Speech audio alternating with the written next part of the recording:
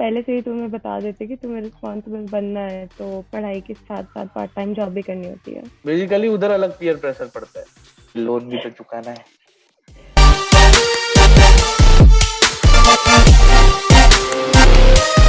Welcome welcome welcome to the very new episode of अर्सुस awesome show. आज का जो हमारा एपिसोड है, it's all about Canada, all the international students और पब्लिक इन इंडिया जिनको एक साथ चुल मची है कनाडा जाने की। आज के हमारे गेस्ट है one of my very very dear friend Aditi Mehul. Great of for Aditi Mehul. Thank you, what's up thank you, बड़े? Thank you, thank you, thank you, thank you. बस how it's going? Everything is good. क्या क्या Canada Canada कैसे चल रहा Canada बस चल ही जा रहा है, ऑनेस्टली रुक ही नहीं रहा है। है? हाँ भाई, यकीन हाँ। नहीं करो। और पढ़ाई, वो तुम लोग का पढ़ाई काम एक साथ चलता है क्या? हाँ, यहाँ पे थोड़ा सिस्टम ऐसा है कि पहले से ही तुम्हें बता देते कि तुम्हें रिस्पॉन्सिबल बनना है, तो पढ़ाई के साथ साथ पार्ट टाइम जॉब भी करनी होती है। अच्छा, बेसिकली उधर अलग पीयर प्रेशर पड़ता है, क्योंकि लोन भी तो चुकाना है। अच्छा, सवाल आया था कि आई am very hmm. Confuse between doing MBBS in India और कनाडा। तो एमबीबीएस के बारे में कुछ नॉलेज है? एमबीबीएस इन कनाडा, देख ऑनेस्टली स्पीकिंग, यहाँ पे हर चीज का स्कोप है, पर जहाँ तक मेरे को पता है डॉक्टर्स और इन लोग की बहुत ज्यादा जरूरत है यहाँ पे, क्योंकि ऐसा नहीं है कि नहीं है, देखा जाए तो यहाँ पे हर चीज की जरूरत है। अगर आईआरसीसी का रिसेंट अपडेट हम लोग देखें, तो जनरली लेबर शॉर्टेज बहुत है यहाँ पे, मतलब इट क्या डज क्या नॉट मीन किसका किसका अपडेट? लेबर लेबर शॉर्टेज अभी नहीं नहीं, लेबर। वो आईआरसीटी क्या कुछ बोले ना? आईआरसीसी आईआरसीसी फुल मतलब फॉर्म क्या बताओ जरा हमारी पब्लिक को। Immigration and refugee services of Canada, something अच्छा, समथिंग, ओके। बहुत बड़ा नाम है, पर बेसिकली आईआरसीसी के थ्रू ही सब लोग अप्लाई करते हैं अपना study permit, work permit, PR, जो भी है। ओके। पर उसने अभी रिसेंटली बोला था कि लेबर शॉर्टेजेस बहुत है कनाडा में अभी। Labour shortages does not mean के सिर्फ मतलब जैसे फैक्ट्री के लेबरर्स और ये सब, जनरली जो भी लोग काम करते हैं, स्किल्ड वर्कर्स या जो भी है, सब चीजों की यहाँ पे कमी है। काम में काम बहुत है, लोग बहुत कम है। तो ये लोग वो लोग को बुला रहे हैं जो काम करना चाहते हैं, ऐसा नहीं कि नहीं करना चाहते। तो ओके। एमबीबीएस हो या कुछ भी हो, हर चीज का स्कोप है। पर एट द एंड वो इसी पे डिपेंड करता है कि तुम कितनी मेहनत करना चाहते हो। तुम मेहनत करोगे तो यहाँ पे बहुत कुछ है लोगों के पास देने के लिए। मेहनत तो पूरी दुनिया में कहीं भी जाओ, इंडिया में रहो, कनाडा जाओ, अमेरिका जाओ, मेहनत तो करनी पड़ेगी वरना कुछ इंडिया नहीं में मिलेगा। इंडिया में एक ऐसा है ना कि दोस्त का ये कुछ है, उसमें काम कर लिया, या पापा का बिजनेस है उसमें काम कर लिया, या फिर किसी जान पहचान वाले के थ्रू लग गया तो लग गया। हम्म। यहाँ पे रेफरेंस बहुत काम आते हैं, बहुत जरूरी है कि तुम्हें कोई रेफर करे। पर वो चीज से ये डिसाइड नहीं होता कि तुमको जॉब मिलेगी ही मिलेगी। ओके। तुम्हारा खाली ये डिसाइड होता है कि ओके, मतलब ये इंसान ने रेफर किया, मतलब तुम ये काम शायद कर सकते हो, इसलिए इसने तुम्हें रेफर किया है। पर तुम्हारा इंटरव्यू प्रोसीजर और सब होगा उसके बाद। All of like everything depends how you perform in the interviews. तुम कैसे ओके। सबके सामने रख रहे हो कि तुम सही में काम कर सकते हो कि नहीं। तो सब कुछ एट द एंड तुम्हारी स्किल बेस्ड है यहाँ पे, इट्स नॉट लाइक जान ओके, पहचान। सो व्हाई यू थिंक कि मतलब पूरा इंडिया अभी अचानक से कनाडा कनाडा कर रहा है? क्योंकि मैंने रिसेंटली देखा, मेरे बहुत सारे दोस्त एक साथ कनाडा कनाडा कर रहे हैं। और बहुत मेरी कॉलेज की जो बैच थी उसमें से 90% दोस्त आ चुके हैं, और बाकी जो 10% बच्चे वो लोग अभी नेक्स्ट ईयर जाएंगे। तो मतलब मैं अकेला इंडिया में हूँ, वो सब कनाडा जा चुके। तो ऐसा तो क्या एक साथ ये सडन वेव, क्या ये कोविड के वजह से वो टाइम ये हो गया कि जिन लोग को जाना था 2 साल में वो नहीं जा पाया, और अभी सब एक साथ ट्राई कर रहे एग्जैक्टली exactly। बात ऐसी ना, मैं मेरा एग्जांपल लूँ तो कोविड मुझे भी नड़ा था। पर इट लाइक मेरा ऐसा प्लान था इंडिया में कि मैं एक साल मास्टर्स करके दूसरा साल नहीं करूँगी, यहाँ आ जाऊँगी, क्योंकि यहाँ पे हैं? कुछ ओके। इक्विवेलेंट होता है, 4 साल का degree is equal to bachelors and all that crap. तो उस टाइम पे मैंने सोचा था कि एक साल करके मैं आ जाऊंगी एंड ऑल दैट। बट फिर कोविड आ गया तो उन सब का इश्यूज आ गया, तो फिर मेरा प्रोसेस ऑलमोस्ट 2 साल डिले हो गया। तो अभी मेरा मेरा पहली बार वीजा रिजेक्ट हुआ था। मेरा दूसरी बार में मेरा एक्सेप्ट हुआ था। तो ऐसे बहुत ओके। सारे बैकलॉग्स जो आईआरसीसी बोलती है ना कि हमारे पास बैकलॉग्स है, वो इन्हीं लोगों के जिन लोगों ने फाइल डाली हुई थी खुद की, पर नहीं हुआ उस टाइम पे कोविड के वजह से। अब जब सब बैकलॉग क्लियर हो रहा है तो सब लोग एक साथ, सबका एक साथ क्लियर हो रहा है जब हो रहा है तो ओके। इसलिए अभी ऐसा लग रहा है कि मतलब बहुत सारे लोग जा रहे हैं। जा उतने ही लोग रहे, बस 2 साल के जो रुके हुए थे ना वो भी जा रहे हैं हाँ, अभी, जो इस साल सब जाने वाले अभी थे उनके साथ। अभी पूरा आर्मी एक साथ जा रहा है। तो exactly. What is the basic structure of moving to Canada, like अभी फॉर एग्जांपल लेट्स से कि मुझे कनाडा जाना है, तो कहाँ से स्टार्ट करना है, मतलब क्या स्ट्रक्चर रहता है कि first go to this institute then go to this agency, उसके बाद ये, तो वो प्रोसेस, वो ट्रैक क्या रहता है? ओके सी, एजेंसीज का मैं नाम नहीं लूंगी बिकॉज मुझे काम आई है, no no no doubt.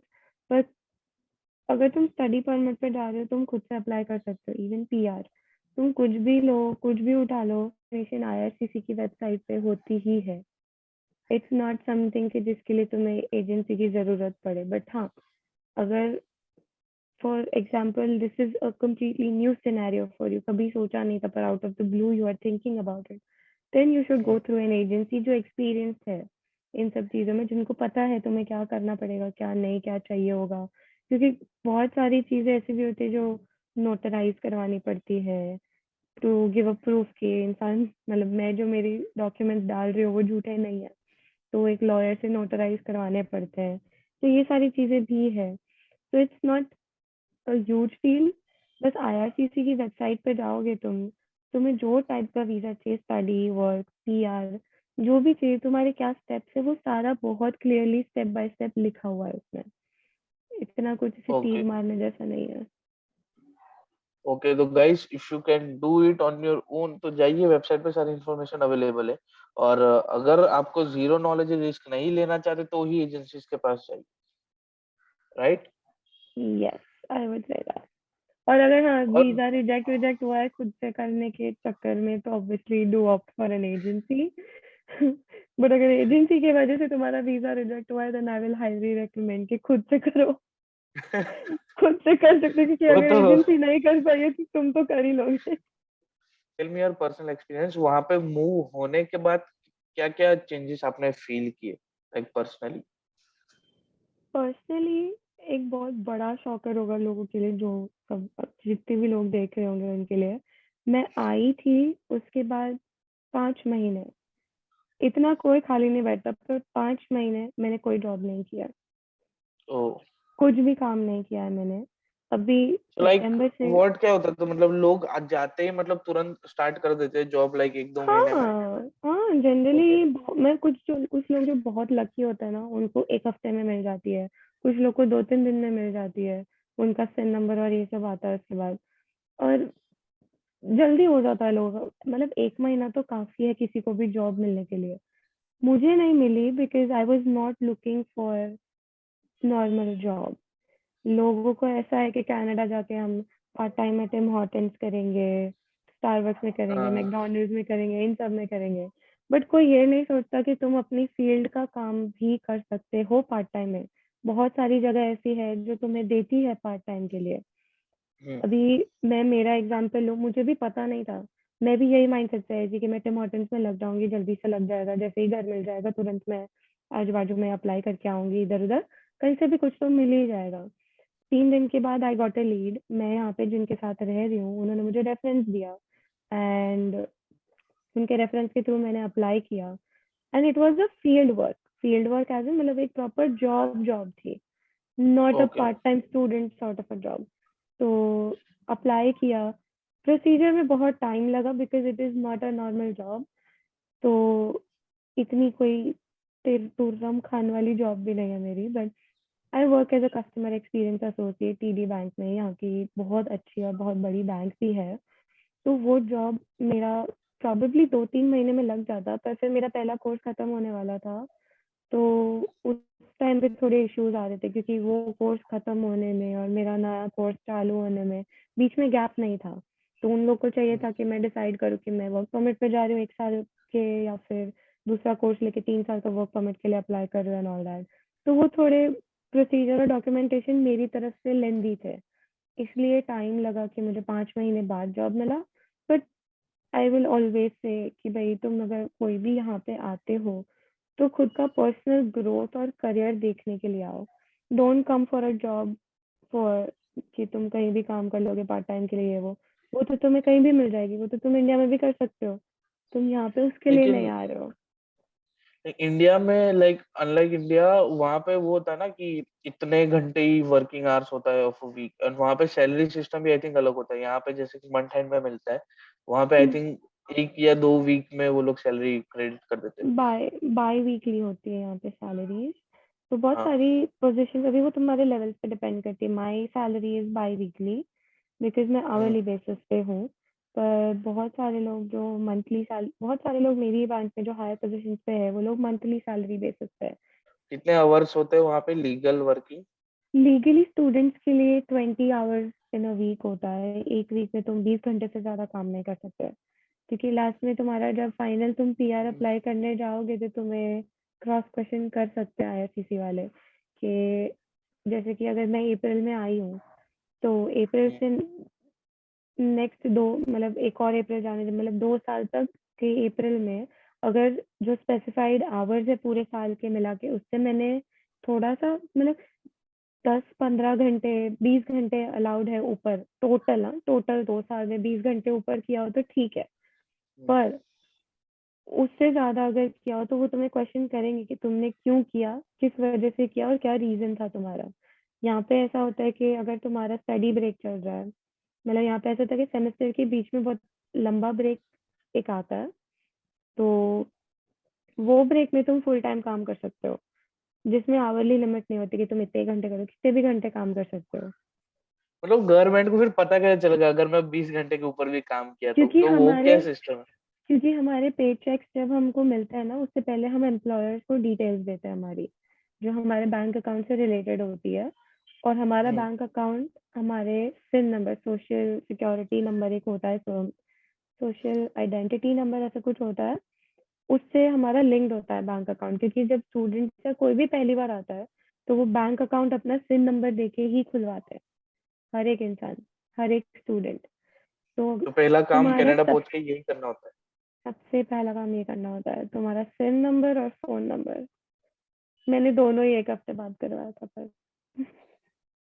And I will also suggest एक और चीज। बहुत सारे लोग ऐसा करते हैं कि जब एज स्टूडेंट्स आते हैं अपने दोस्तों के साथ आते हैं, बहुत सारे लोग तो दे लाइक कि हाँ। मैं अपने दोस्तों के साथ इधर रहूंगा उधर रहूंगी, ये करेंगे वो करेंगे। It's a scam I think. मत खुद करो। के साथ खुद के साथ it's like a group study. के बैठ के ग्रुप स्टडी करेगा, हमको भी पता है नहीं होने वाली, वो नहीं हमारे होने माँ बाप वाली को है, पता है नहीं नहीं होने। होने वाली। We do this small segment, awesome mosam, because okay. it's an awesome show. So tell us your awesome mosam moment. मतलब the moment which made you feel super proud about yourself, and it was like मौसम बदल दिया for your this thing moment. So what was your awesome mosam moment When till I now? got, yeah, till now in Canada, it was when I got my job at TD Bank. Yeah, that was an Oh, awesome moment. एक और चीज जाते जाते आप उन लोगों को क्या कहना चाहेंगे जो अब आ रहे हैं, उनको आईना दिखा दीजिए जरा। Just tell in short 30 seconds. तो कट इट शॉर्ट, खुद के लिए आ रहे हो तो आओ, वरना आने का कोई मतलब नहीं है। तुम अगर खुद का करियर ग्रोथ चाहते हो तो please focus on yourself, अपनी प्रायोरिटी सेट करो। Don't settle for less. There is there are a lot of opportunities. तुम्हें खाली पता होना चाहिए कि तुम्हें कहाँ ढूंढना है। LinkedIn is the best place you can find to look for field job, तुम्हारी फील्ड की job. And I would also say कि अगर तुम इंडिया से अगर मास्टर्स और ये सब करके आ रहे हो तो that's going to help you a lot. अगर कर सकते हो तो कर लो। Literally it's going to be a blessing. You guys will thank me later on because it helps. Masters यहाँ पे काउंट होता है इंडिया का, इसलिए। अच्छा, ये मेरी वीडियो पे आके कमेंट करना अगर तुम लोग मास्टर्स कर रहे हो तो। मैंने किया और हुआ है। ओके, जाते जाते अपने दोस्तों को, फैमिली के लिए कोई मैसेज, जो हमेशा टेंशन में रहते हैं कि अदिति वहां पे बहुत ये कर रही होगी, बहुत टेंशन में होगी, जरा उनको एक छोटा सा मैसेज के बता दो, आप वहां पे कितना खुश हो अगर आप हो। मैं बहुत खुश हूँ। यस, मैं बहुत बहुत बहुत ज्यादा खुश हूँ कि मैं यहाँ पे आई हूँ। पर ऑल्सो आई मेरी know family 100% your mom is going to watch this video, तो उनके लिए भी कुछ बोलो। Definitely, that's for my mom, I know. Even my dad is going to watch. वो दोनों एकदम बॉडी एक्टिव है। तो I know for a fact कि मेरे को, मैं बहुत खुश हूँ इधर आके। आई एम वेरी हैप्पी कि मैंने ये डिसीजन लिया। मेरे पापा ने मुझे बहुत बैक किया था इसके लिए, so I am very thankful that he did tell me to consider Canada. Hey, on that happy note, let's end this episode. Hope you enjoyed with us, and our audience will get more information about going to Canada. तो देख लो सच में Canada जाना है या नहीं, और कुछ doubt हो तो कमेंट सेक्शन में लिख देना, हम लोग इनको पूछ के आंसर कर देंगे। ठीक है, और एक और चीज, थैंक। अगर अगर अगर तुम लोग को ये पॉडकास्ट बोरिंग लगा हो तो ये पूरा का पूरा उसने स्क्रिप्ट किया था। अगर बोरिंग ना लगा हो तो मेरे मेरे आंसर जेन्युइन थे, मेरे खुद की तरफ से थे, मेरी तरफ से थे। इसने कुछ भी नहीं, मेरे को प्रिपरेशन का टाइम भी नहीं दिया था, बट ठीक है fine। आप प्रिपरेशन में बोला ना तेरे को क्या है, मैं तुमको स्क्रीनशॉट डाल के दिखा दूंगा क्या क्या था, नहीं। उसका जॉब मिला इससे। ठीक है चलो, bye bye guys, thank you so much, Bye bye bye bye bye guys। Bye.